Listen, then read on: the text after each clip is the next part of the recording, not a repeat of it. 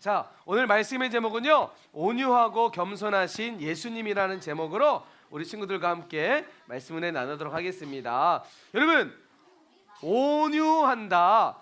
이번 주부터요, 우리 친구들과 함께 이제 성품과 관련된 주제 설교를 가지고 말씀을 나누려고 해요. 여러분, 성품이 뭐죠?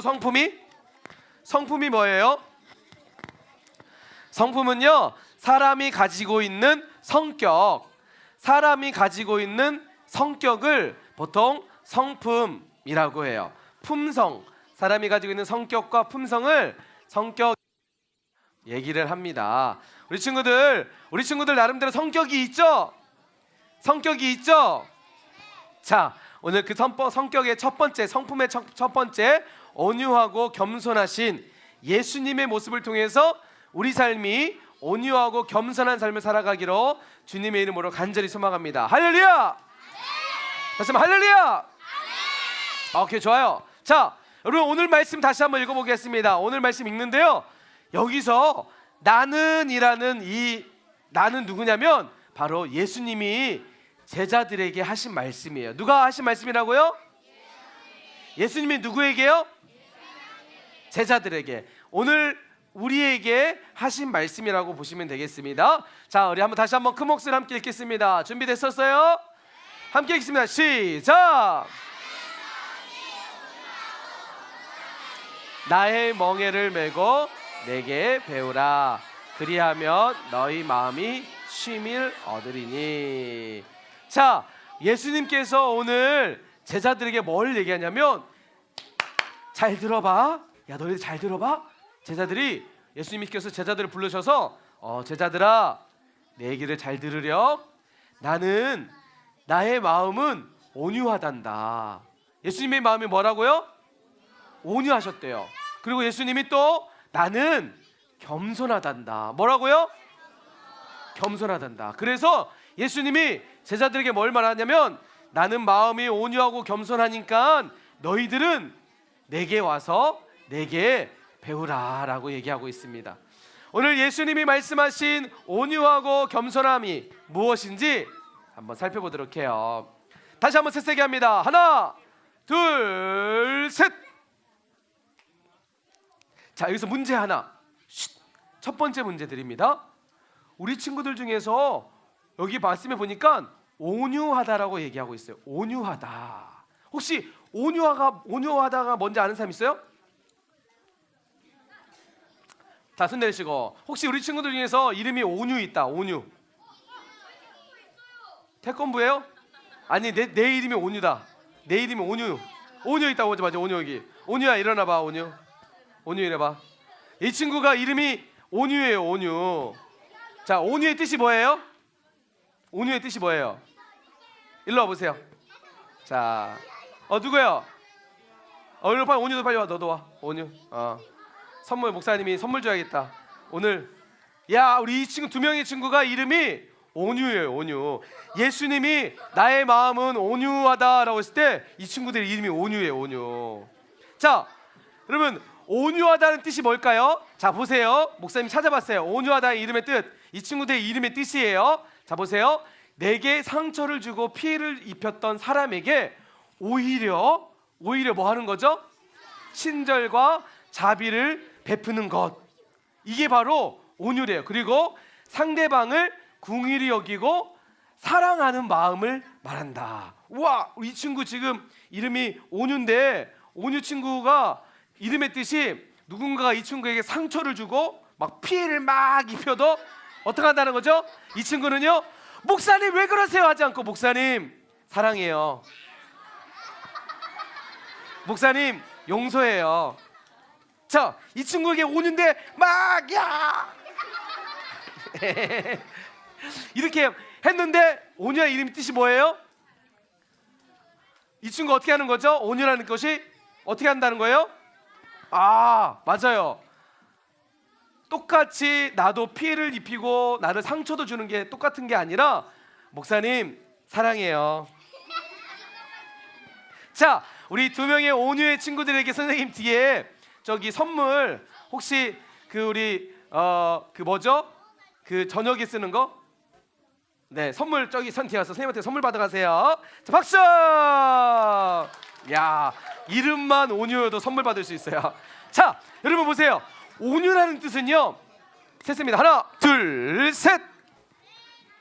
온유라는 이름의 뜻은요, 바로 누군가에게 상처를, 이런 거예요. 내가 길을 막 가고 있는데 갑자기 누가 와서 빡 밀었어요. 빡 밀으면 어떻게 되죠? 빡 하고 넘어지겠죠. 빡 하고 넘어져서 어떻게 되죠? 무릎이 빡 하고 깨지겠죠. 무릎이 깨지면 어떻게 하죠? 빡 하고 아프겠죠. 맞아요. 막 이렇게 아픈데 어떻게 해요? 아, 아파. 그러면 그냥 아프고 그냥 가만히 있어요? 야, 왜 이래? 왜 막 이런 거야? 너 일로 와. 빡 밀어요, 안 밀어요? 안 밀어요. 와, 우리 친구들 정말 대단해요. 대부분의 사람들은 나에게 상처를 주거나 피해를 주는 사람에게 똑같이 줘야 된다고 생각해요. 옆에 있는 친구한테 딱 때리면 어떡하죠? 나는 2대 때려야 돼. 그런데 온유한 사람은요, 온유한 사람은 누군가가 나에게 상처를 주고 누군가가 나에게 피해를 줄 때 나도 똑같이 상처와 피해를 주는 것이 아니라 오히려 친절하게 대하고 자비를 베푸는 거예요. 자, 오늘 말씀을 통해서 예수님은 온유하다고 하셨는데 정말 예수님이 온유하셨는지 말씀을 통해서 한번 보도록 해요. 여러분, 우리가 잘 아는 베드로의 이야기입니다. 어느 날 예수님께서 이제 십자가에서 모든 인류의 우리의 죄를 위해서 십자가에 돌아가시기 전에 제자들을 불러놓고 마지막 식사의 자리를 갖습니다. 제자들과 함께 식사의 자리를 갖는 동안에 예수님은 제자들에게 이렇게 말합니다. 제자들아, 이제 머지않으면 내가 십자가에서 죽게 될 거야.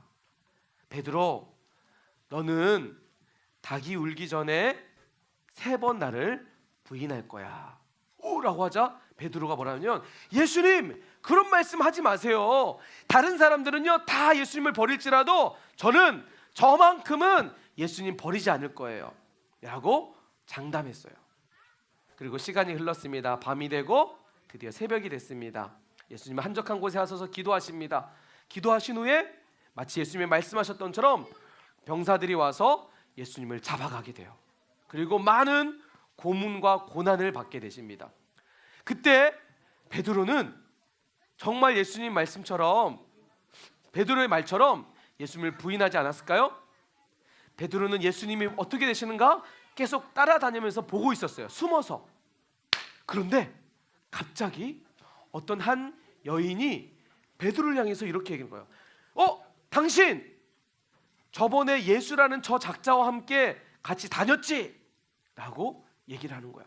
그러자 베드로가 뭐라 그랬을까요?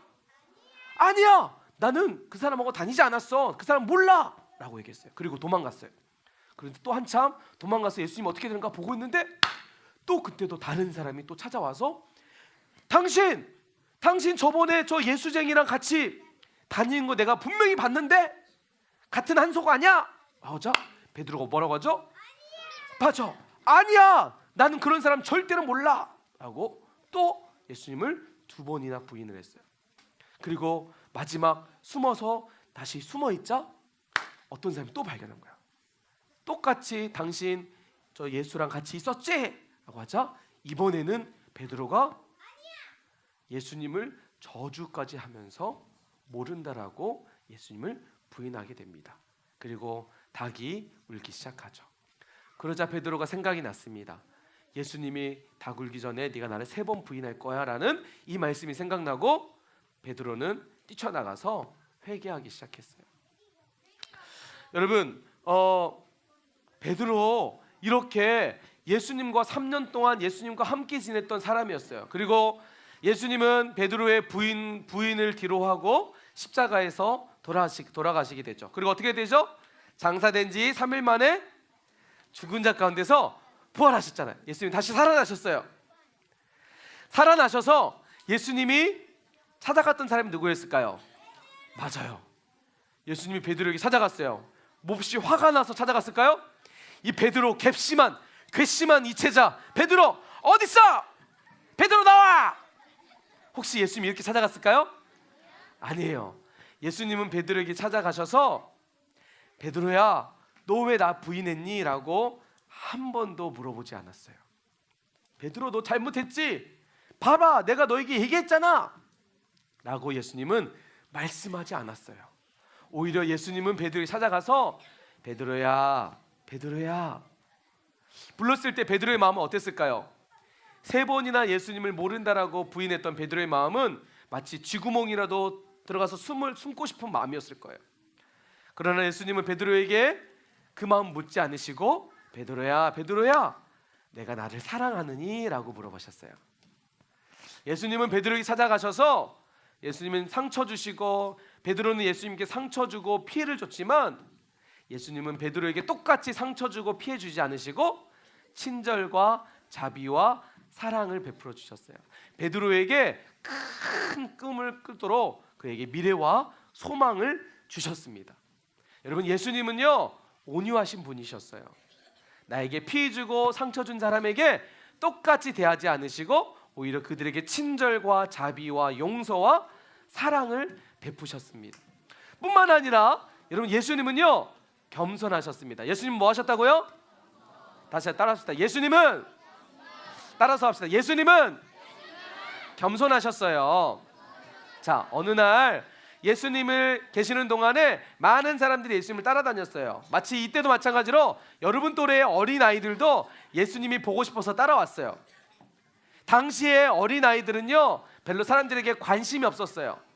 귀찮은 존재들이었어요. 어린아이들이 예수님이 한참 말씀을 전하는데 어린아이들이 막 시끄럽게 떠드는 거야.